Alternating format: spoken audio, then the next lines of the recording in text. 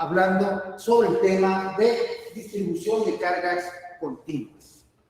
Soy el ingeniero Mario Martínez y estaré con ustedes en el desarrollo de esta actividad. Bien, vamos a tocar un tema único, el cual es distribución de cargas continuas. Pero antes de comenzar con él, recordemos que siempre estamos intentando poder calcular el campo en un punto en el espacio. Y la distribución de cargas continuas no es la excepción. Lo que pasa es que ahora hacemos un salto de calidad en la que pasamos de cargas puntuales, de trabajar con cargas puntuales, y ahora pasamos a trabajar con cuerpos. Ojo, que no es lo mismo. Recuerda que la carga puntual que utilizábamos antes era un modelo. Y ahora trabajamos con cuerpos, como pueden ser barras, discos, anillos, cubos, etcétera, etcétera. Pero antes de comenzar a explicar la forma como se aborda esta temática, me gustaría que hiciéramos un recordatorio. ¿Cómo calculábamos el campo para una carga puntual?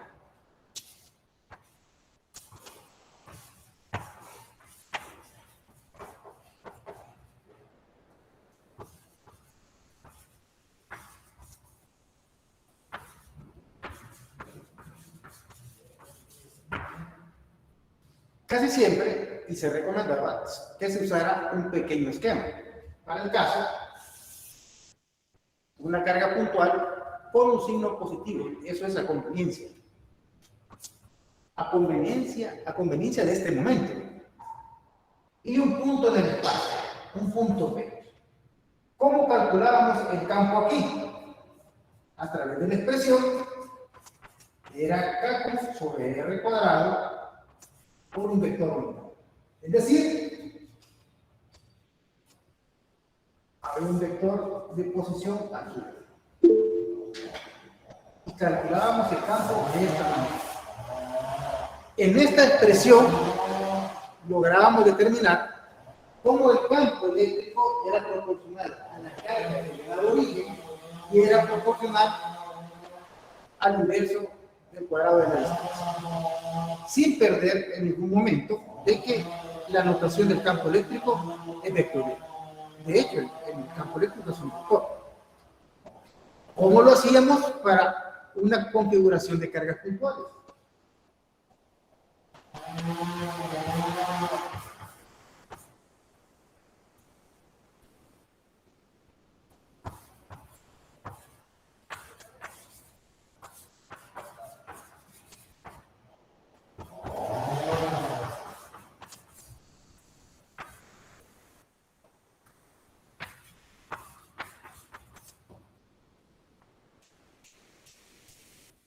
¿Cómo lo hacíamos? Hagamos el esquema.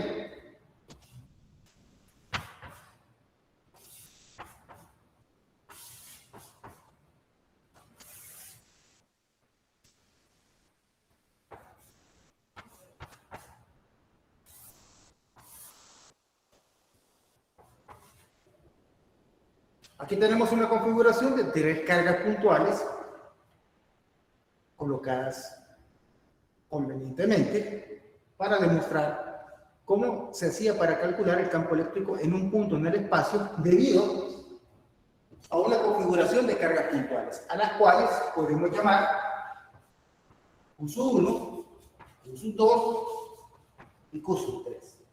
En este tipo de casos se decía que se podía aplicar el principio de superposición. ¿Qué significaba eso? Que podríamos encontrar por separado o por individual el campo eléctrico generado por cada una de las cargas en el punto P. Y al final, sumar el efecto de cada una de las cargas en P. ¿Sumarlas cómo? Vectorialmente. Porque recuerden, el campo eléctrico es un vector. En forma de diagrama, podemos decir entonces que la carga 1 produce en el punto P un campo eléctrico. En dirección, aquí está la línea de acción, que sería el campo 1. La carga 2 produce un P un campo eléctrico en esta dirección, a lo cual llamamos E2, y la carga 3, de igual manera,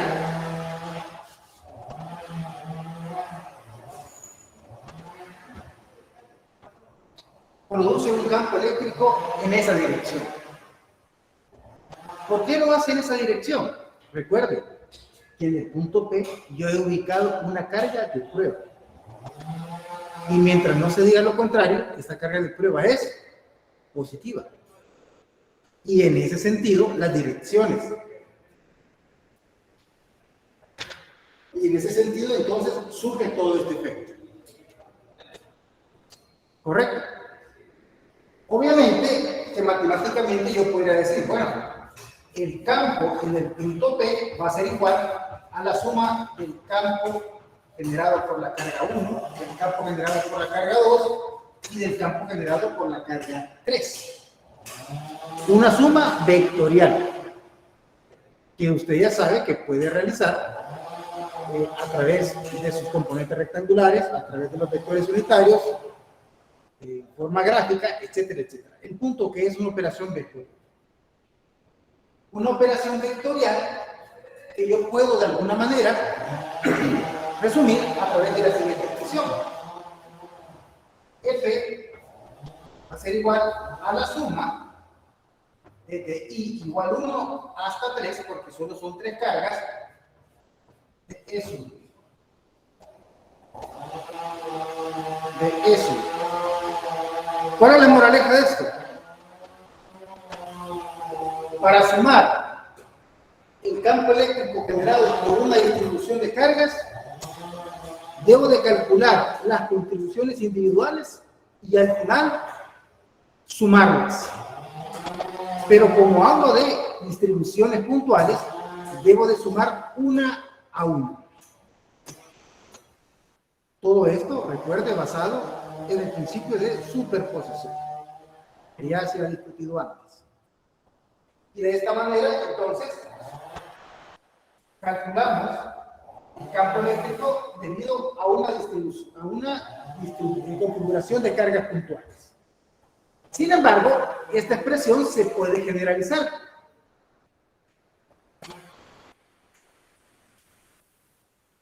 Se puede generalizar y podemos decir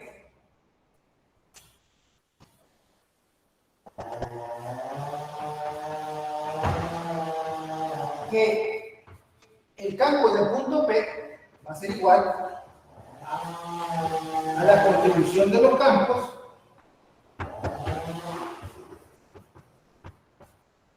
hasta E. ¿Qué estoy diciendo con esto? De que esta operación que acabo de realizar no es exclusiva para 3 cargas. La puede hacer para muchas otras cargas. Y de una manera abreviada, entonces, EP va a ser igual a la sumatoria de los E sub I hasta de una manera general. No sé si esto está claro, este recordatorio está claro hasta el momento. Sí, ingeniero. Bien. Ahora toquemos el tema en cuestión.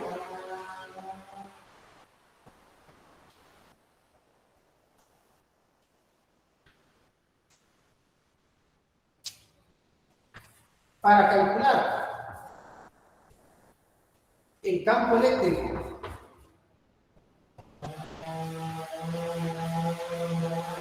en un punto en el espacio producido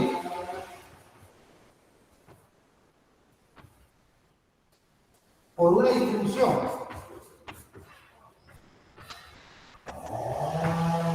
continua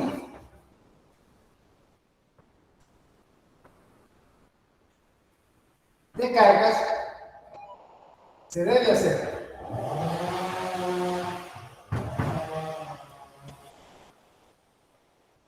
quedémonos por acá. carga se debe y nos pasamos para acá.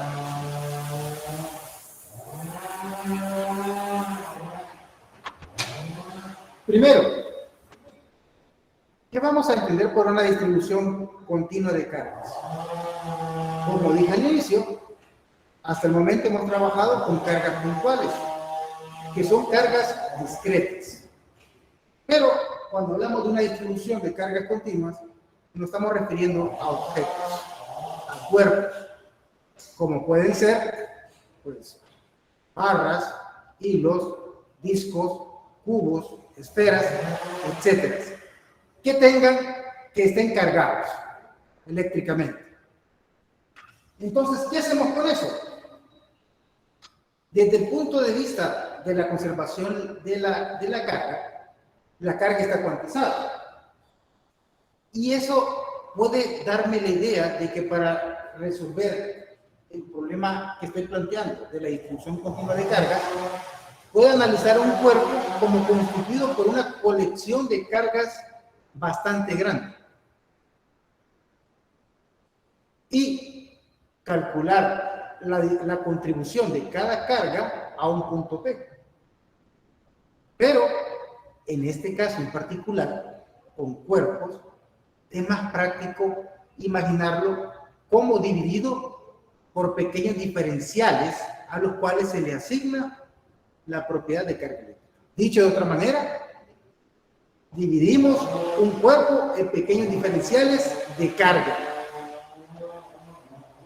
Calculamos la contribución de cada diferencial de carga en un punto en particular y luego lo sumamos a todos. ¿Qué significa eso? Es lo que voy a plantear a continuación.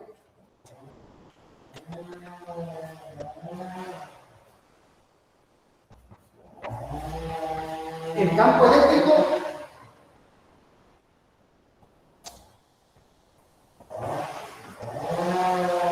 se puede calcular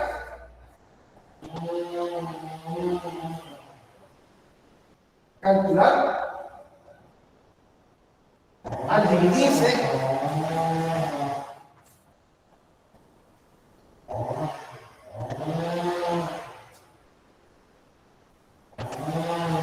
el cuerpo o la distribución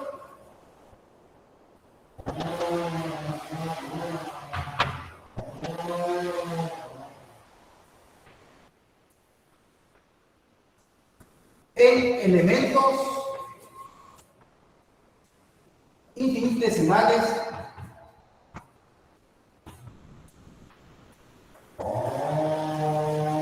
de carga. Dicho de otra manera, un dQ. Entonces, vamos a cambiar el cálculo discreto y vamos a pasar a realizar cálculos continuos, cambiando el modelo de carga puntual a utilizar un diferencial de carga. La idea para calcular el campo eléctrico en un punto en el espacio sigue siendo igual a lo que planteamos acá.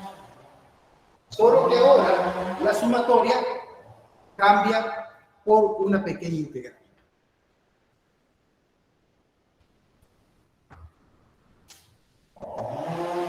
Luego,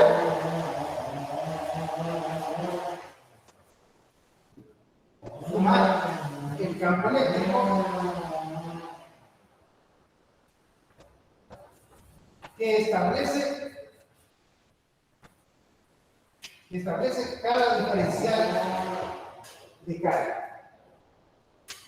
en el punto P. En el punto P. ¿Cómo podríamos analizar eso? Bueno, imaginemos que tenemos un cuerpo cargado a conveniencia positivo y me interesa saber el campo en el punto P. Entonces, de acuerdo al procedimiento que les estoy planteando, como es un cuerpo y tiene una distribución de carga continua, me resulta más fácil dividirlo en pequeños diferenciales de carga. Así que, en base a las referencias, yo puedo escoger acá un pequeño diferencial de carga. Al que le llamamos DC. Y ese pequeño diferencial de carga va a producir, de acuerdo a la teoría que ya estudiamos, en el punto P, un campo eléctrico, un diferencial de campo. Pero solo ese pequeño diferencial. Luego, ¿qué tenemos que hacer? Tenemos que hacer un barrido a todo el cuerpo para sumar la contribución de cada uno de los diferenciales. Y es ahí donde interviene lo que es la integración. Para poder encontrar, entonces, el campo eléctrico en ese punto P. Dicho de otra manera,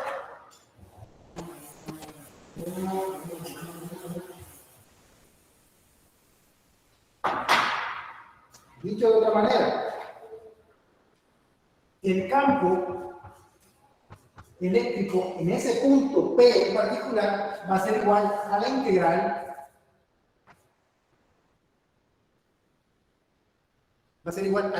de los diferenciales de campo producidos por cada de Q. Sin embargo, esa expresión que vemos ahí es una expresión vectorial. Y hago el paréntesis.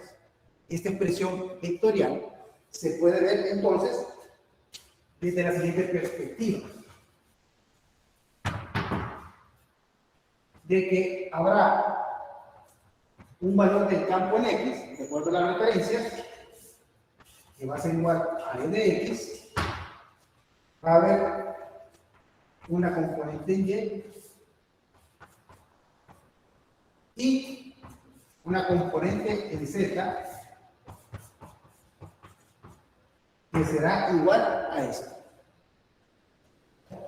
Sin embargo, nos vamos a dar cuenta que en muchos problemas en donde planteamos esto, hacemos uso de la simetría. Y la simetría nos va a permitir resolver o plantear la problemática de una manera un poco más simple. Porque habrán componentes que se hagan ser. Cuando no exista simetría, ni modo, tenemos que desarrollar para cada componente y al final encontrar el vector. Recuerde que estas son las componentes del vector campo eléctrico en los diferentes ejes. Y dependiendo de la simetría, puede ser que solo trabaje una, dos o las tres si no hay simetría. Como sea. Bien. Ahora, con base a esta expresión, ¿cómo la desarrollamos?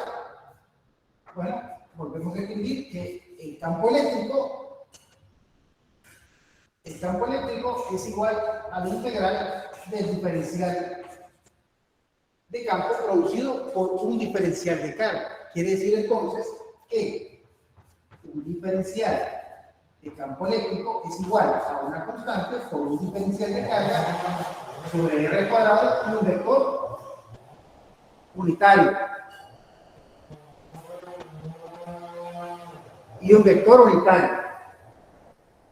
¿Verdad? Pero también recuerda que lo podemos trabajar con base a la magnitud. A la magnitud del vector. Pero esta es la expresión general.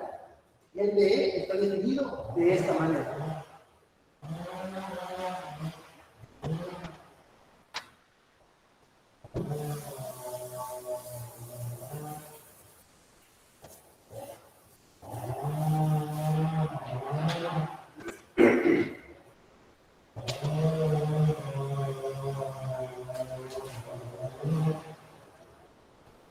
Como nota, podemos decir que para simplificar los cálculos,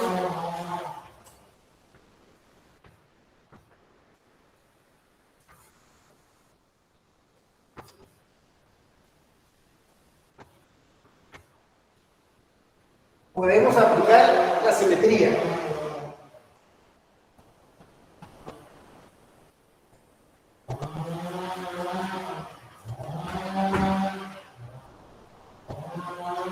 Ya vamos a hacer un par de ejemplos para que vean cómo se condiciona eso.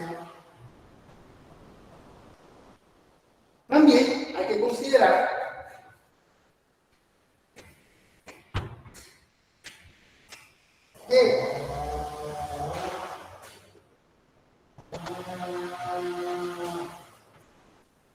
que una distribución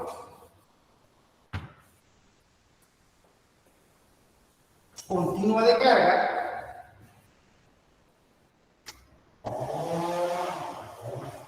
se describe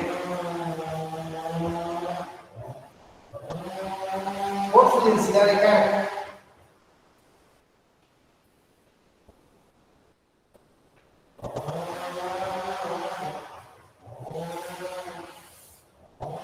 Se describe por su densidad de carga y a continuación voy a explicar.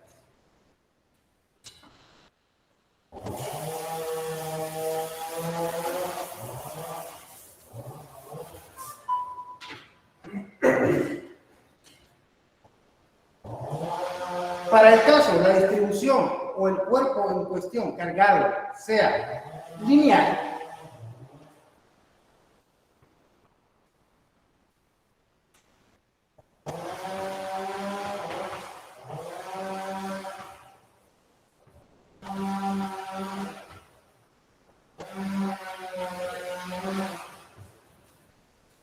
es decir, algo parecido a esto, cargado, entonces podemos decir que para un diferencial de carga en particular va a ser igual a la letra Y lambda, con la cual vamos a denominar a la distribución lineal de carga, multiplicado por un pequeño diferencial de línea, ¿verdad? Pero si la distribución es uniforme,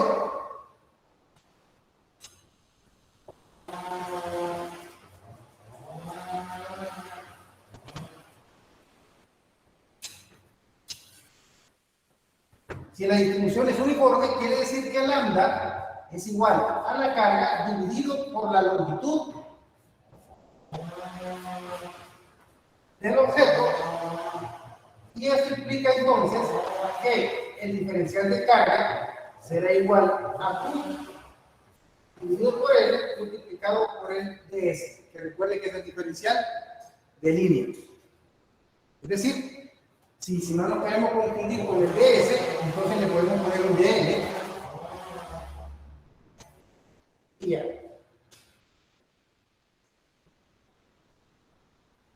¿Qué significa esa densidad de carga lineal? ¿Y quién me dice si la carga está uniformemente distribuida o no? Si el problema a tratar me dice que la carga está uniformemente distribuida, entonces yo utilizo esta expresión. Pero si el problema no me dice nada y en lugar de eso me da una función de cómo se distribuye la carga del objeto, entonces utilizo la expresión general. La expresión general. Eso ocurriría entonces para el caso de que el objeto pueda describirse como un filamento, como una línea de carga, como una barra delgada, etcétera, etcétera. Podemos ocupar entonces el criterio de una densidad lineal de carga.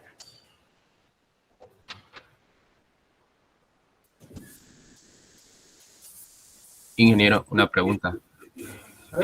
Sí, entonces, esas dos expresiones que acabamos de concluir son las expresiones de la densidad de carga. La densidad de carga lineal. Ah, ok. Una es general, la expresión general, y la que está abajo es cuando la distribución de carga en el objeto es uniforme. Ok. Es uniforme. Bien. ¿Qué pasaría entonces para una superficie cargada?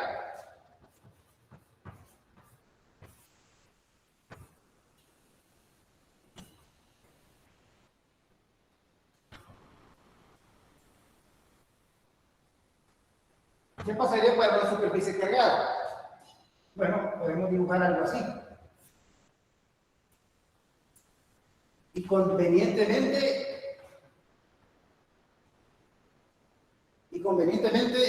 con carga positiva.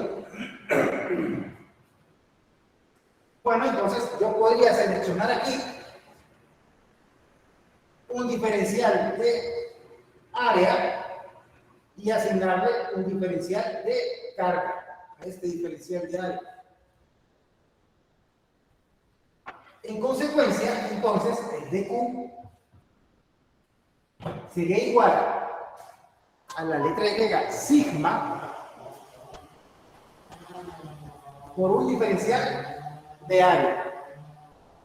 ¿Qué significa eso? Por la letra griega sigma vamos a referenciar a una distribución ahora superficial de carga. Y esto solo es un ejemplo de lo que puede ser una superficie. Puede ser cuadrada, puede ser rectangular, puede ser circular, puede ser elíptica, una superficie. Pero, al igual que acá, si la distribución es uniforme,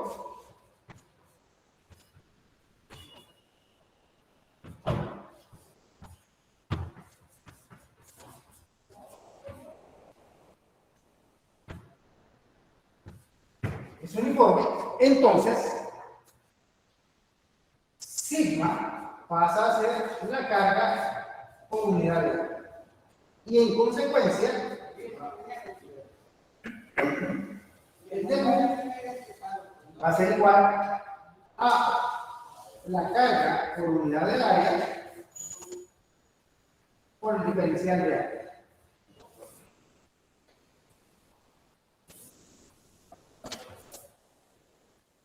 Y es de esa manera como vamos a tratar a las distribuciones superficiales de carga. Si el problema me dice que tiene una distribución superficial uniforme, entonces puedo trabajar con el. Y vuelvo a repetir, ya vamos a hacer un ejemplo relacionado con eso.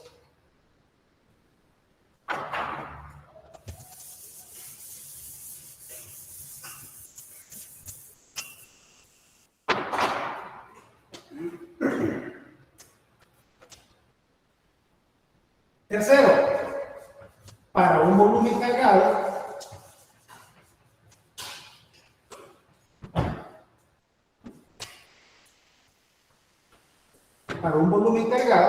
podría ser algo así.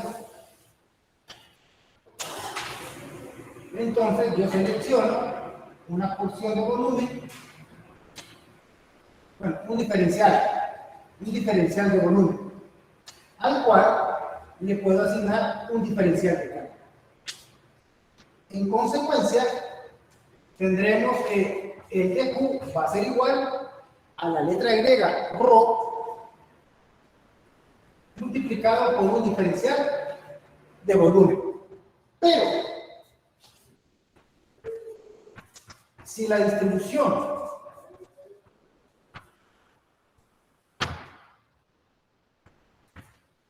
de carga es uniforme,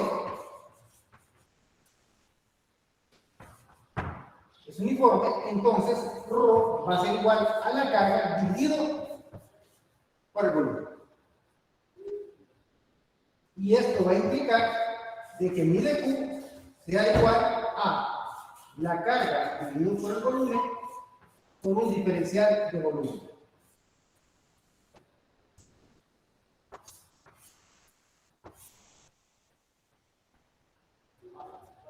Como usted ha podido ver, entonces hemos establecido un parámetro que está relacionado con la distribución de carga continua, que plantea dos cosas.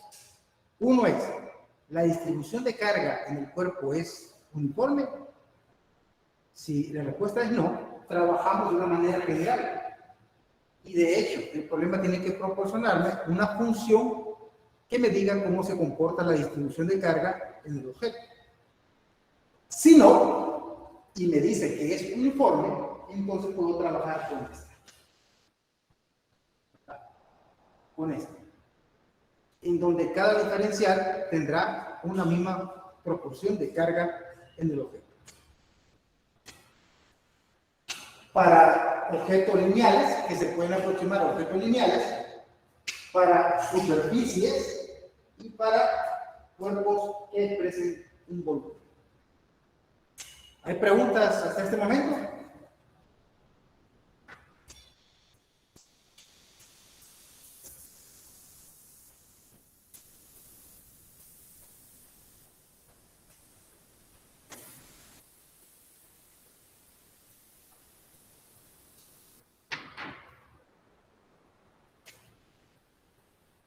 Bien, comencemos entonces planteando un pequeño caso, que sería el anillo de carga.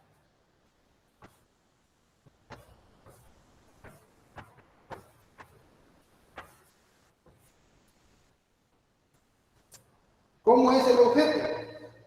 Bueno, es un anillo aislante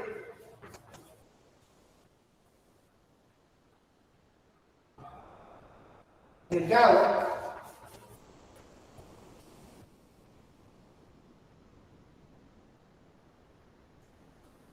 con radio R por el cual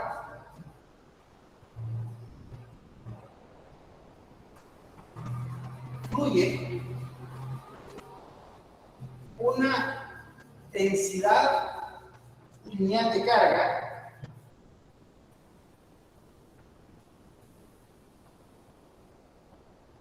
uniforme.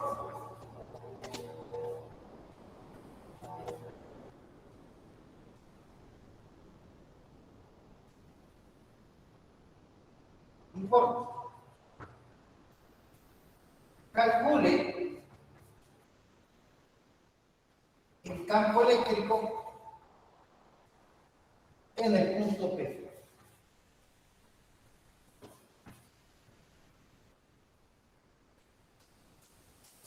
Bien, estos problemas casi siempre meritan un esquema. De hecho, deben de traer un esquema. Y así pues procedemos hoy a intentar dibujarlo de la siguiente manera. Un sistema de referencia. Vamos a ver si nos sale.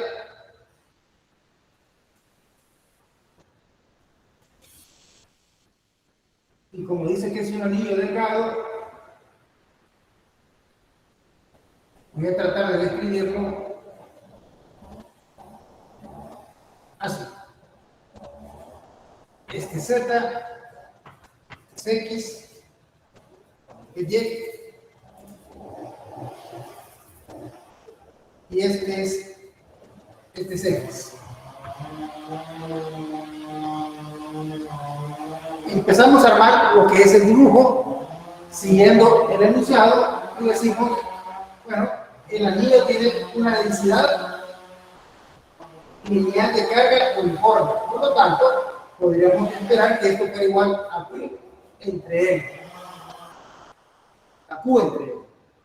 También me dice que el anillo tiene un radio R. Aquí ve, un radio R. Y se me está pidiendo calcular el campo en este punto. En este punto. De acuerdo al procedimiento que se ha planteado, ¿qué es lo que tenemos que hacer? Primero es ver a ese anillo, ya que el problema me lo dice, como un objeto lineal. El problema me está diciendo de que tiene una densidad lineal de carga uniforme. Por lo tanto, lo voy a describir con base a una densidad lineal de carga. Luego, puedo ver el objeto como constituido por pequeños diferenciales de carga. Para lo cual, yo puedo tomar un diferencial aquí de carga y decir, este es un dQ. Este es un dQ. Pero ¿qué produce este dQ en el punto P? ¿Qué produce? Un campo eléctrico, pero un diferencial de campo, debido al diferencial de carga. Por lo tanto, siguiendo la técnica de que vimos antes de la línea de acción, acá voy a tener un campo eléctrico en esta dirección. Pero un diferencial de campo eléctrico. ¿Vamos bien hasta ahí? Sí, ingeniero. Primero observo al cuerpo como dividido por pequeños diferenciales. Y cada diferencial de carga por individual produce en el punto P un diferencial de campo. Una vez establecido eso, entonces podemos trabajar en eso. Sin embargo, este problema, por la forma como está dibujado, si se fijan, este eje pasa por el centro del anillo. Quiere decir que establece cierta simetría. ¿Y cómo se aplica la simetría? Vamos a poner cierta información acá. Por ejemplo, este es el valor R. Este es el valor R. Y esta distancia de aquí para acá le vamos a llamar Z. Z. Ahora, si ustedes se fijan, este vector de campo lo puedo dividir por sus componentes. Aquí. Y esta componente ya voy a describir de qué se trata. Y por su componente aquí en Z. Aquí. Ahora, si se fijan, aquí se describe lo que es un ángulo. Un ángulo. Y es conocido porque aquí es R y aquí es Z. Aquí es Z. Por lo tanto, yo podría decir que esta componente en Y vendría a ser un D en Y igual a qué? Al D, bueno, lo voy a poner sin notación vectorial, porque la componente al D, porque este ángulo es igual a este ángulo. Al D por el seno de θ. Y esta otra componente que tengo aquí, que sería D en Z, es igual al D por el coseno de θ. ¿Logran ver eso? Esta y esta. ¿Logran ver eso? He descrito lo que es el vector diferencial de campo a través de sus componentes debido a la carga de Q.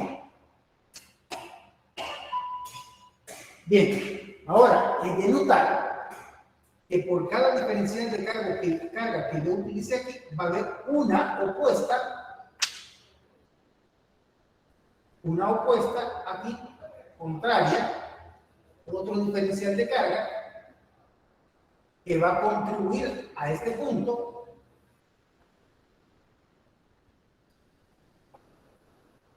con un diferencial de en azul, y el cual voy a poder describir a través de sus componentes. Y aquí tenemos la otra. De tal manera que esta componente de aquí sea dy igual a b por siempre el seno de θ.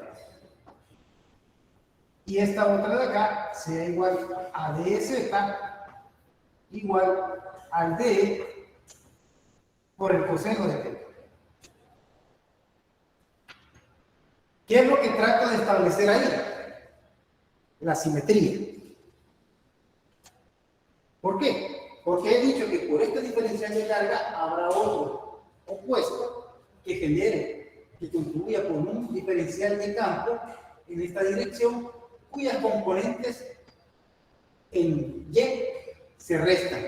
¿Por qué? Porque esta contribución de esta carga en el punto opuesto genera un vector diferencial de campo de igual magnitud, diferente dirección, pero que sus componentes en Y se restan. Y pone la evidencia de que la componente en Z se suma. Así que, si hay una componente del campo eléctrico que contribuye al campo del punto P, serían las componentes en Z. Y por cada diferencial de este lado, de carga de este lado, habrá otro de este lado que eliminará las cargas, la contribución del campo en Y, y también lo va a eliminar en X, quedando solamente la componente en Z. ¿Logran ver eso?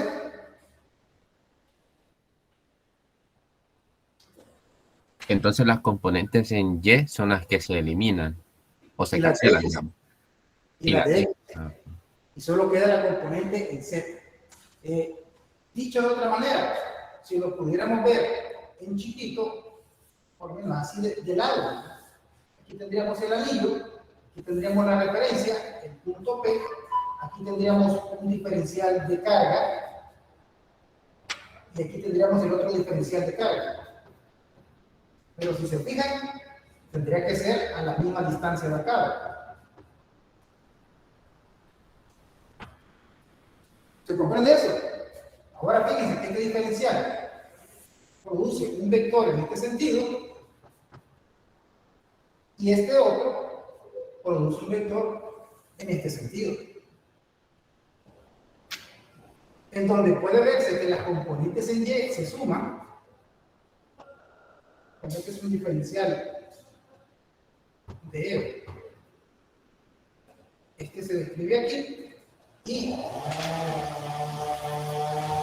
este sería aquí y esta otra componente estaría aquí. Por lo que observen que las componentes horizontales se complementan entre ellas, se anulan entre ellas. ¿Logran ver eso? sí, no. Y es así para cada par de puntos que pertenece al anillo delgado. Y eso simplifica terriblemente el problema. ¿Se comprende eso? Porque eso es lo fundamental de este problema. Es que yo no logro ver muy bien la letra pequeña, entonces me cuesta entender por qué es que se cancelan en Y y en X. Esa letra que hizo en azul no la entiendo. Esta que están acá es casi como esta de aquí. Es casi como esta de aquí. Vamos a hacerlo aquí entonces.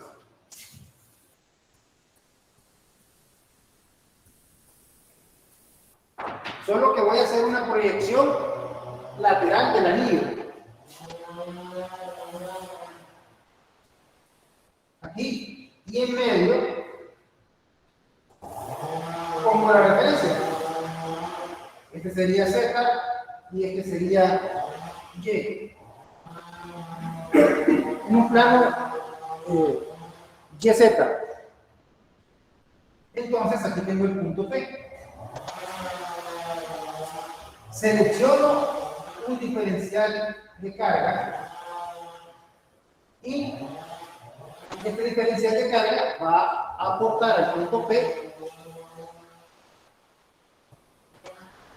con un diferencial de campo, ¿verdad? Pero a una misma distancia con respecto al eje Z de este extremo, tengo otro diferencial de DQ que va a producir, va a contribuir con otro diferencial de campo aquí, que tiene la misma magnitud del otro, pero tiene diferente dirección. ¿Se comprende eso? De tal manera que cuando yo saco las componentes, porque este ángulo de aquí sigue siendo θ y este ángulo de aquí sigue siendo θ. Entonces, cuando yo saco las componentes, esta y esta, me doy cuenta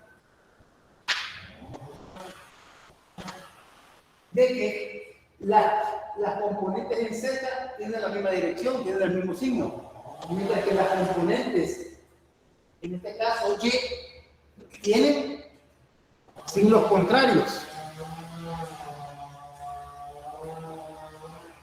Tiene signos contrarios y se hacen cero. Y en consecuencia, la componente que contribuye al campo del punto P es la componente de Z. No sé si eso te resuelve la duda. Sí, gracias. Y es así para cada par de cargas. Por ejemplo, yo puedo pensar aquí, y su equivalente aquí, otro aquí, aquí, y la única contribución que voy a tener va a ser el Z. Por la simetría que tiene el problema. Entonces, basado en eso, Hagamos el planteamiento.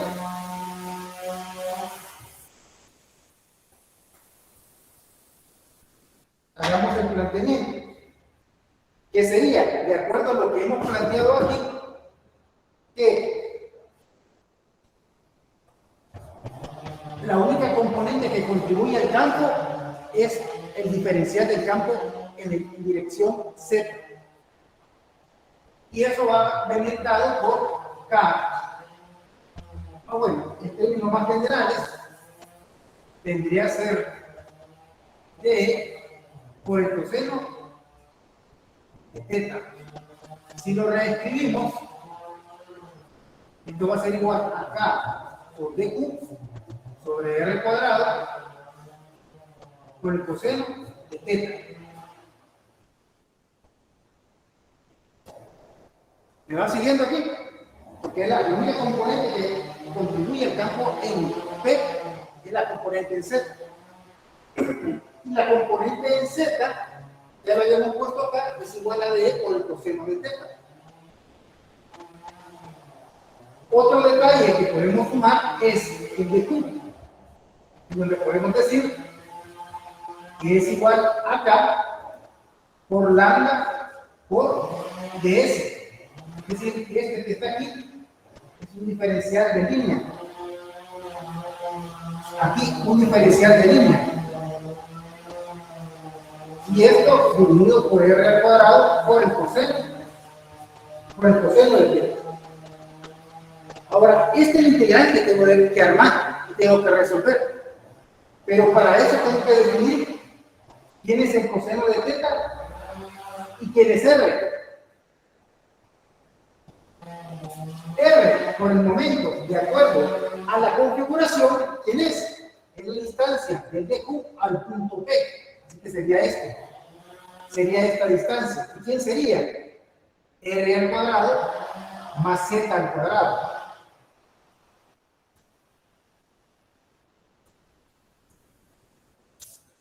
Y con eso tenemos definido a R. Pero, ¿quién sería el coseno de θ? ¿Quién sería el coseno de θ? R. Bueno, el coseno sería el adyacente entre la hipotenusa, que sería Z entre R. Pero R ya lo tengo definido. Y que sería Z sobre R al cuadrado más Z al cuadrado. Ya tengo definido entonces lo que es R y el coseno de θ. Y todo me queda en términos de R y Z, ya no en términos de θ. Por lo tanto, puedo sustituir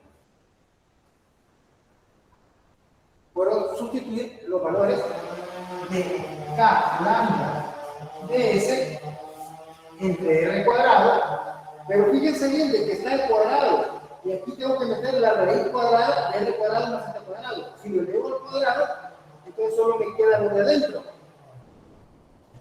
Y me quedaría entonces R al cuadrado más Z cuadrado, multiplicado por el coseno de θ, que sería Z, esto por la raíz de R al cuadrado más Z al cuadrado. Lo que me queda es hacer las operaciones algebraicas necesarias.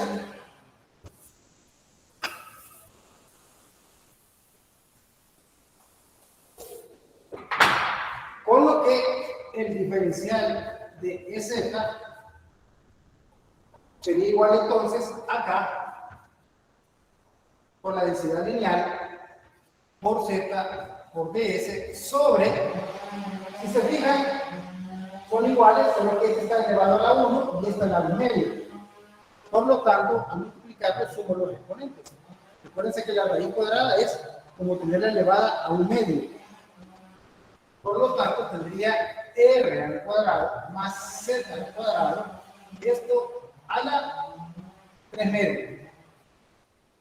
sería 1 más 1/2. Sería a la 3/2. No sé si vamos bien hasta ahí. Yo tengo una duda, ingeniero. En la segunda expresión, cuando pone no, arriba, en la segunda expresión, en esa columna, la segunda expresión, empezando de arriba. No, arriba del todo, al inicio, arriba de esa expresión, correcto. Ahí, a esa, correcto. Esa expresión viene de lo que habíamos visto de expresar el carácter vectorial del campo eléctrico. Esa, correcto. No, No, viene de que hemos hecho un análisis de simetría en el punto P, ajá, de qué componente contribuye al campo. correcto. Y entonces resulta que es la componente en Z, que son las que se suman. Las componentes en X y en Y se hacen 0. Ajá, correcto, eso lo entiendo. Entonces, la componente del diferencial de campo en Z es la única que contribuye al campo en el punto P. Entonces, esa componente es igual a esto que está aquí, el de E por el coseno de θ. ¿Quién es este? Es la dirección Z, que pude haber puesto en la dirección K, expresándola por vectores unitarios. Pero no vale la pena porque toda la suma que voy a hacer está en dirección Z. Ajá, ajá. Así que al final yo puedo decir, bueno, la sumo como que si fuera una magnitud, un escalar, y al final digo, va hacia arriba el vector, o va en la dirección más Z, más K. No sé si entendés eso. Sí, sí. Ajá, pero entonces por eso es que pone el igual acá, que esa es la constante de Coulomb. Exacto, ese es el famoso 9 por 10 a la 9. Ajá, ajá. Entonces, esa expresión de K diferencial de la carga por el coseno sobre el radio al cuadrado o la distancia, creo que. Entonces, esa es la expresión que habíamos visto antes, que habíamos dicho que el campo eléctrico era igual a eso, solo que con el vector. Era la componente del vector en la dirección K. Ajá, y esa componente entonces es la del coseno. Es Por la eso del que lo coseno, puse. pero no el coseno por donde está el ángulo que Ajá, utilizamos. Por correcto. eso el coseno, por el ángulo que utilizamos. Ya. Esa, pues ahí me queda un poquito claro. Y de ahí la última pregunta es que, como usted dijo que las componentes en Z se sumaban, dijo, porque, o sea, no se cancelaban. No, Eso está, ajá, eso está claro. Entonces, pero si se suman, no se tendría que poner dos veces, digamos, o solo se toma una vez, porque van en la misma dirección. no lo he puesto. Bueno, tú sabes que estás viendo la parte de integración.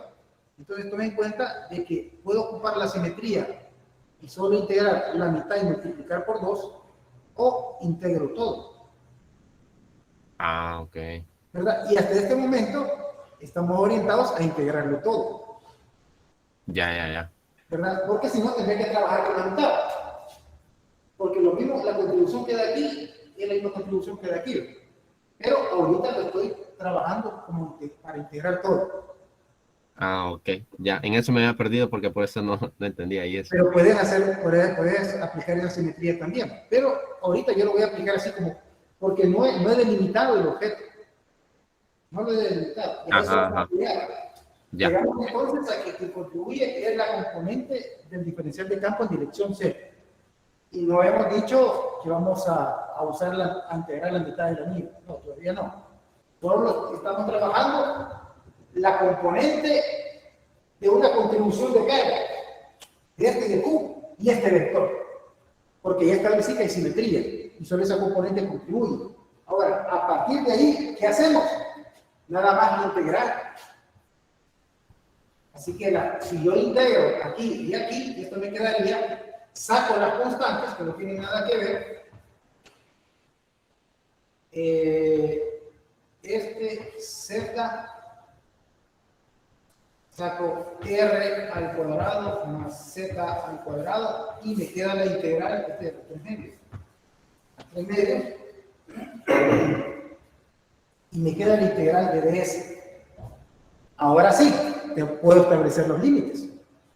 ¿Y cuáles son los límites? Bueno, que voy a integrar de 0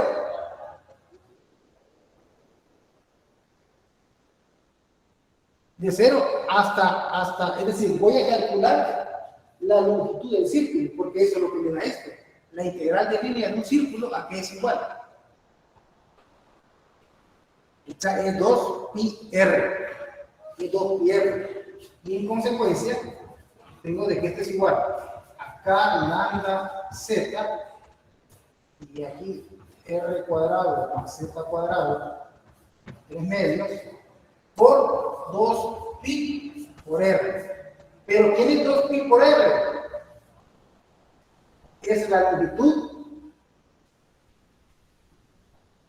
de la circunferencia del anillo. ¿Verdad que sí? ¿Y qué pasa si lo multiplico por este? Esto me da. Si yo multiplico lambda por L, ¿qué es lo que me da? Me da la carga.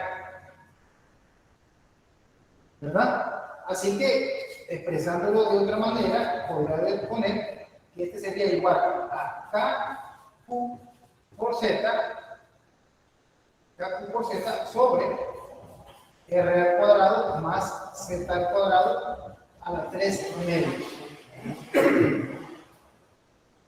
Y esta sería la expresión a la que llegaríamos correspondiente al anillo cargado. Al anillo cargado.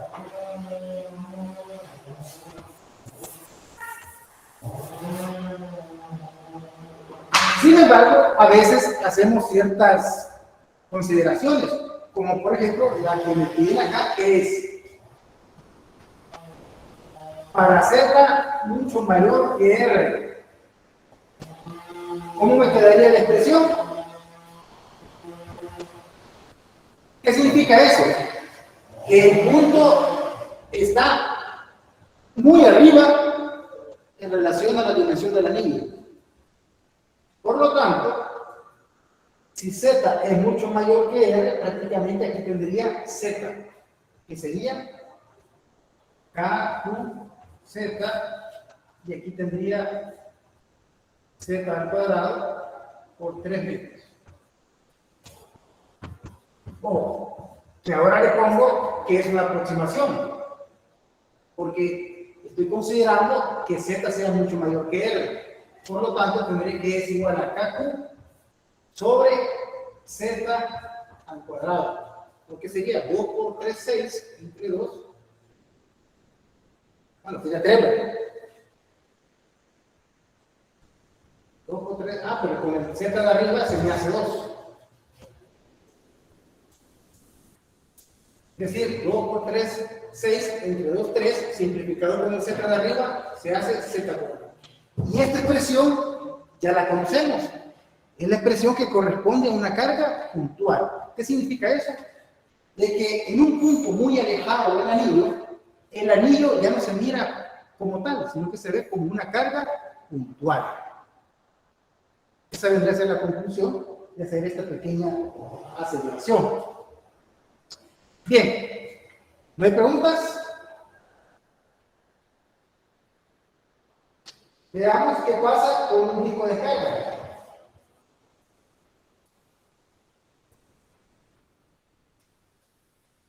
¿Qué pasa con un disco de carga? En este caso, un disco plástico.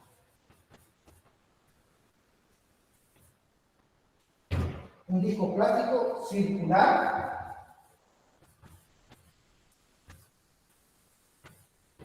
De radio R. Y con una distribución de carga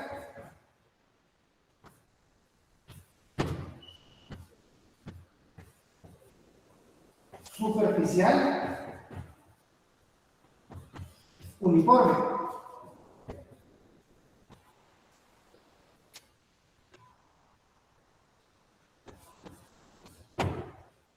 Sí.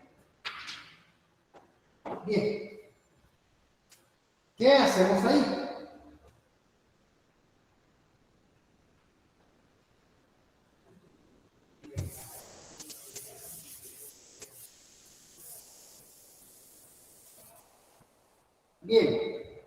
Para eso, vamos a poner nuestras referencias y vamos a intentar dibujar un disco,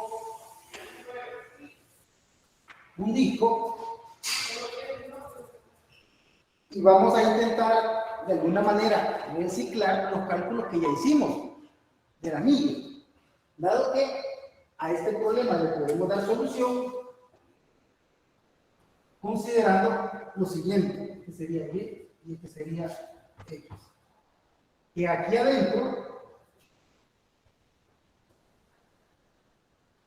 tengo un anillo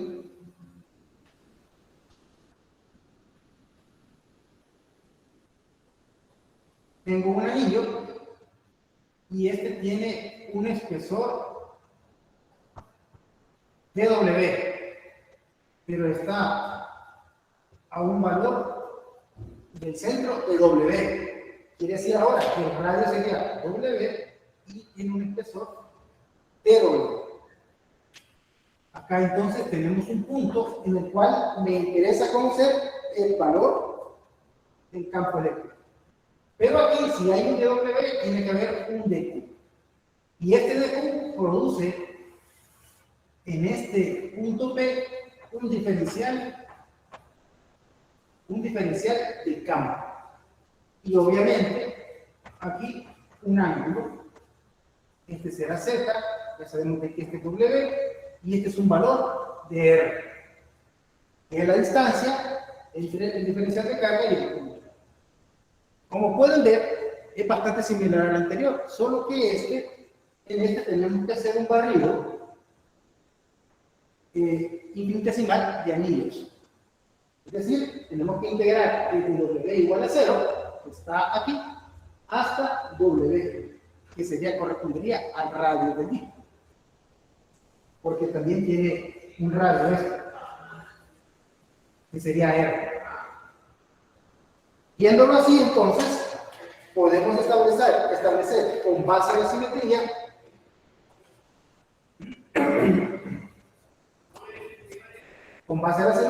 lo siguiente.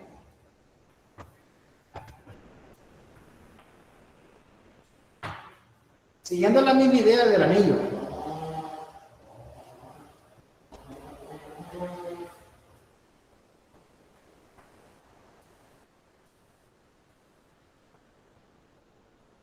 Por la simetría sabemos de que las contribuciones del campo a través de sus componentes en Y y en X es igual a 0. Por lo tanto, la única componente que contribuye es la de 0. Y este es igual a D por el coseno de T. Recuerden que vamos a tomar como base lo que es el cálculo anterior, porque ya conocemos el campo con el que contribuye un anillo. Ahora vamos a sumar todos los anillos que se puedan generar en esta superficie. Entonces, la idea sigue siendo la misma. El diferencial de campo en Z que contribuye es DE por el coseno de teta, que sería esta. DE por el coseno de teta. Este sería el diferencial de campo en Z. Diferencial de campo en Z. Así que podemos escribir entonces lo siguiente. Ya que tenemos el planteamiento y tenemos la expresión, esto sería igual a z al cuadrado más w al cuadrado a la 3 metros. Y si ustedes se fijan en la expresión, hemos utilizado la que calculamos aquí, solo que en vez de r hemos colocado w.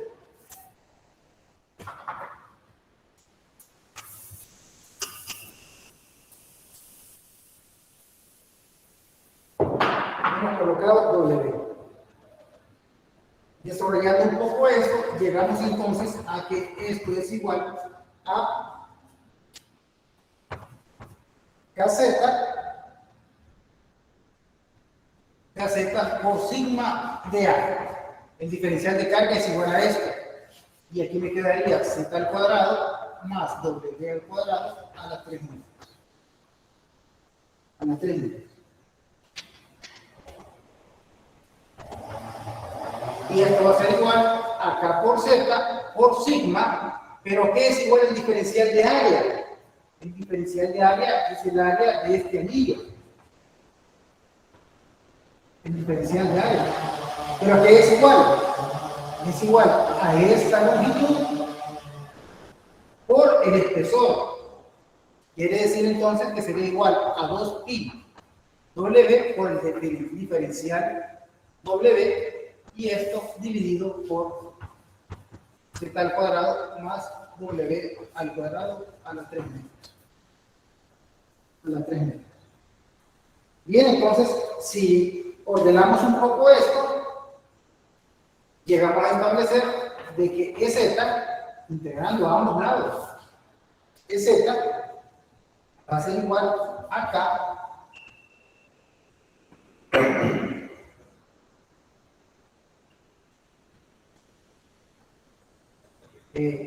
acá pi, bueno, si lo ordenamos bien sería 2pi z k sigma,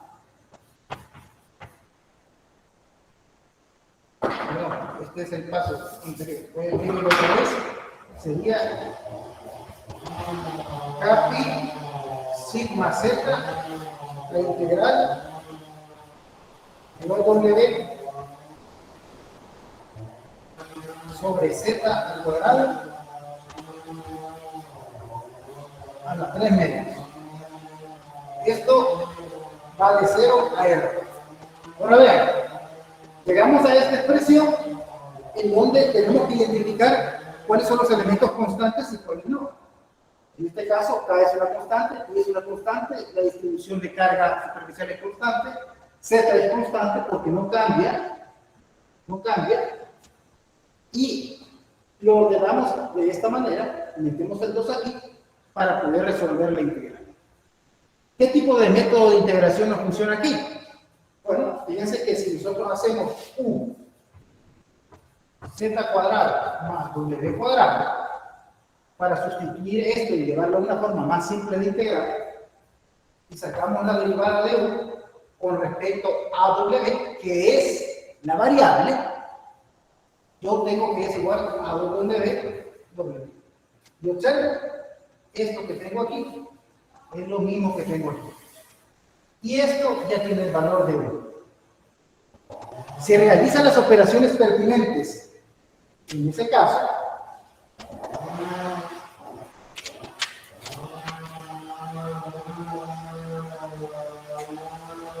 las operaciones pertinentes en ese caso va a llegar al valor de que EZ es igual a menos 2K pi sigma Z sobre Z al cuadrado más R al cuadrado a la 1 medio, y evaluada de 0 a R.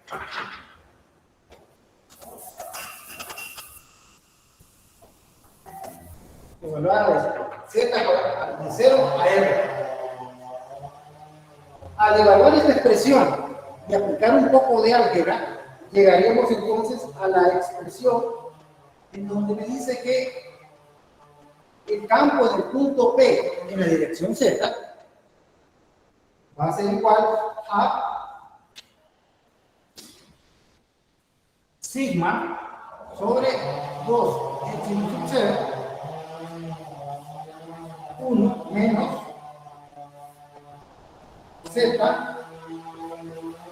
Z cuadrado más R cuadrado a la 1 medio.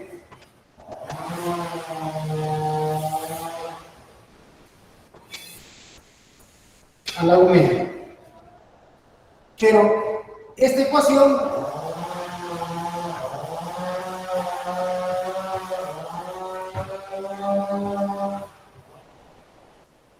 es válida para Z mayor que 0.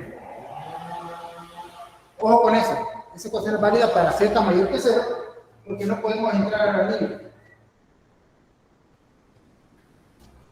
Ahora, dentro de las consideraciones, si R es mucho mayor que Z, ¿qué significa eso? Si el área del anillo es mucho más grande que la distancia respecto al punto P que tenemos acá, entonces el campo en Z se convierte en sigma sobre 2 epsilon sub Z,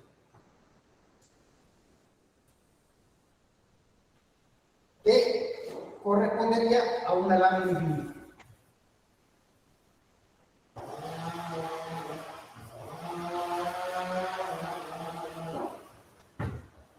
A una lámina infinita de esto. Bien, como pueden ver, he obviado muchos pasos intermedios por cuestión de tiempo. Por cuestión de tiempo. Dado que el desarrollo integral amerita cierto involucramiento y un montón de manejo algebraico. Bien. Ahora vamos al último caso.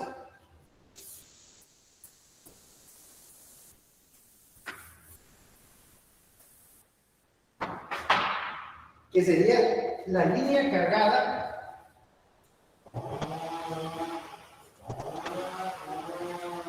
infinita.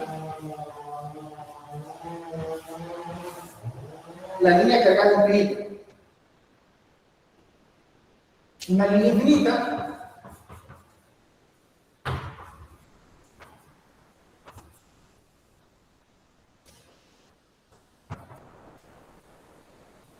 de carga cuya densidad lineal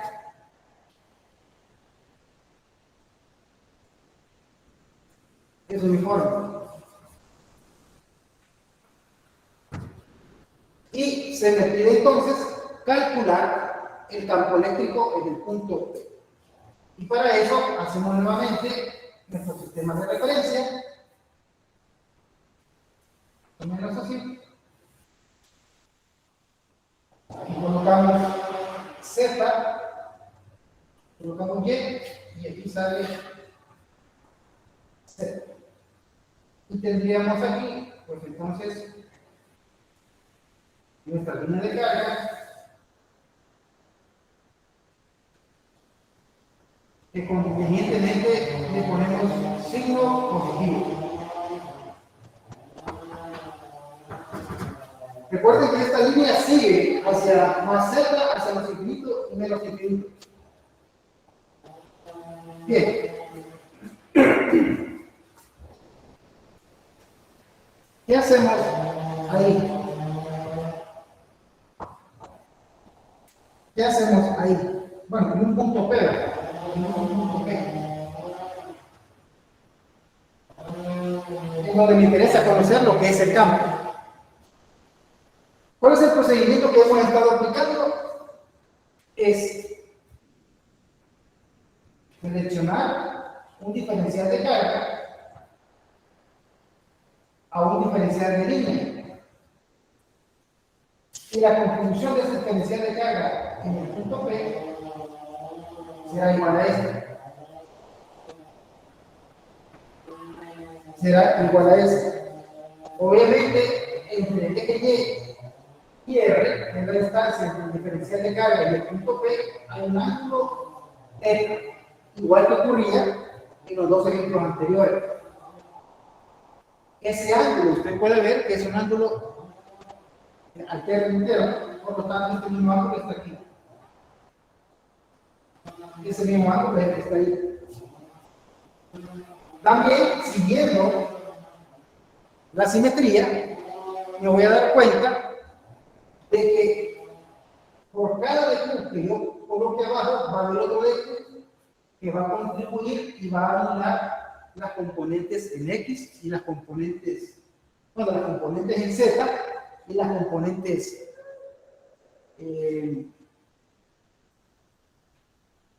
bueno, aquí les puse que era X.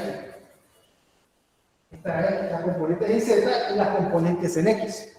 Por lo tanto, la única componente del vector campo eléctrico que contribuye aquí o se suma es la componente en la dirección Y, que sería, ¿cómo pareciera esto? Entonces sería la componente en Y sería igual a la componente E por el coseno de θ. Eso es por cuestiones de simetría, ¿verdad?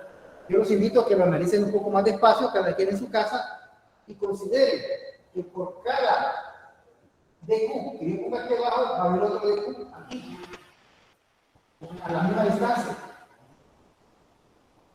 que va a poner un vector de esta dirección, en donde las componentes en z se van a anular y las componentes en x se van a anular, dejando únicamente para ese punto, ¿verdad? Únicamente la componente de Y.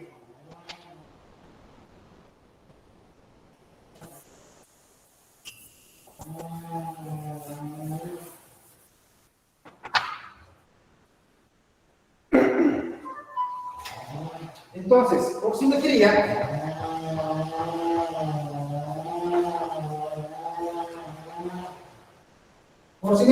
tenemos de que la única componente que aporta es la componente Y esto me quedaría así. Eso me quedaría de esta manera. Pero yo ya sé quién es D y puedo obtener el valor del coseno. Por lo tanto, D es igual a K de Q por R cuadrado, y esto es igual a K de L, y abajo pues me quedaría R, que sería, esto que vamos a llamar Z, esta Y, sería Y cuadrado más Z al cuadrado. Fíjense que no le he puesto al cuadrado porque esta es una raíz cuadrada. La raíz cuadrada de algo al cuadrado, entonces el argumento sale del radical. El radical sale. Y queda Y cuadrado más Z cuadrado. Así, puedo escribir la componente del diferencial del campo de dirección Y igual a K lambda de Z por Y cuadrado más Z cuadrado multiplicado por el coseno de θ. Pero observen que Z y θ no son independientes.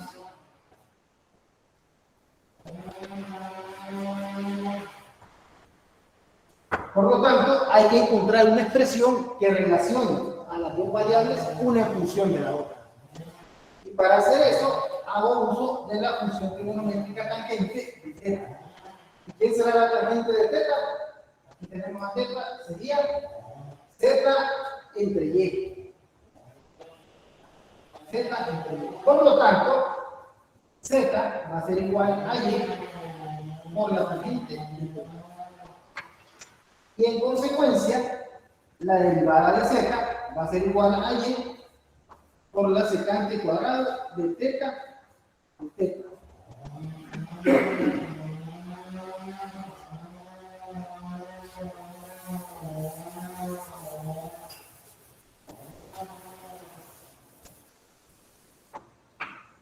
Bien, ya tenemos a θ en función de Z y el diferencial de θ en función del diferencial de Z. Por lo tanto, procedo a sustituir. Con lo que me quedaría que el diferencial de campo de Z va a ser igual a K por lambda por Y secante cuadrado de θ por el coseno de θ. Y esto dividido por Y cuadrado más Y tangente de θ al cuadrado. Aplicamos un poco álgebra aquí y hacemos unos pequeños despejes para llegar a la siguiente expresión, que sería K lambda Y por el coseno de θ por la secante cuadrado de θ de θ. y esto dividido por y cuadrado, factor de 1 más la tangente cuadrada de teta. Pero resulta 1 más la tangente cuadrado de teta es igual a la secuante cuadrado de teta. Por lo tanto, esto que yo tengo aquí se simplifica con lo que tengo aquí. Y el resultado sería que la componente de campo en la dirección Y sería entonces igual a K lambda Y por el coseno de teta. Y esto sobre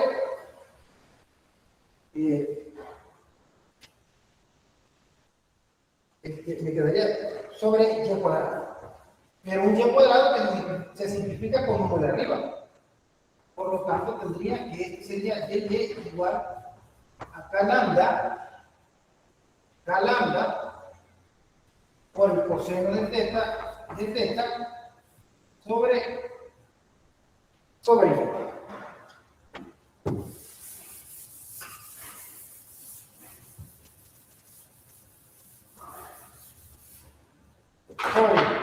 Obviamente hemos llegado a la parte en la que tenemos que integrar.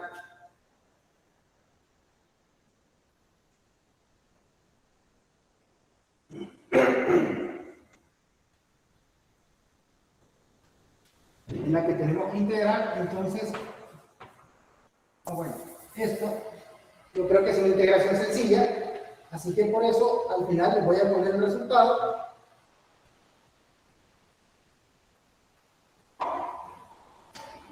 Que sería que Y es igual a 2K lambda sobre Y. ¿Verdad?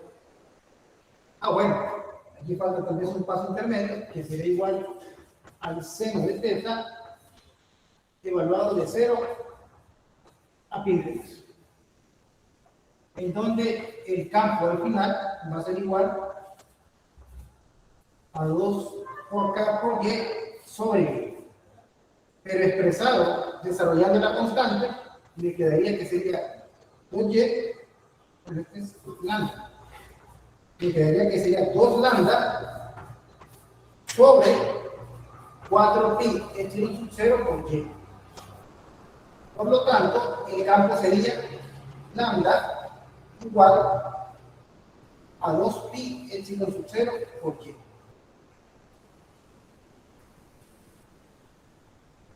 Haciendo referencia de que esta expresión tiene una simetría cilíndrica.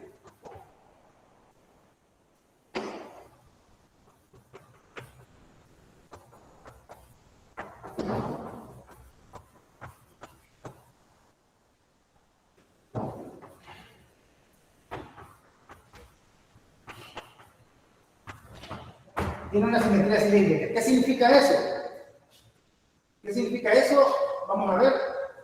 Quiere decir que para un punto dado habrá otro punto dado aquí en simetría y habrá una simetría dibujando como un pequeño cilindro alrededor de la línea infinita de carga y que del punto perpendicular de aquí a aquí podemos calcular el campo a través de la expresión que hemos encontrado.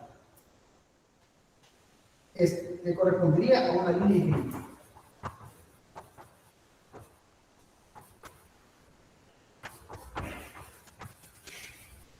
Una línea infinita de carga. Y bueno, un poco apresurado, tenía toda la buena intención de ir desarrollando las integrales paso a paso, pero por cuestiones de tiempo me he quedado un poco corto, más sin embargo, les he colocado las expresiones principales para que lo tomen como ejercicio y llegue a los resultados esperados. Pero más que llegar a los resultados esperados, es también darle la interpretación. Esto, ¿qué significa eso? Bueno, aparte de eso, podemos hacer referencia a lo siguiente. tenemos una línea cargada y queremos calcular el campo en un punto P. Bueno, entonces lo que tengo que hacer es calcular esta R, averiguar cuál es la carga de esto, o la densidad lineal de carga, conforme me lo solicita esto, y calculo el punto aquí. ¿Cómo se indica? Que sería lambda sobre 2pi epsilon sub 0 por R. ¿Verdad? Porque esto tiene una distribución así, ¿verdad? Alrededor de la línea cargada hay campo eléctrico. Hay que verlo de una manera volumétrica.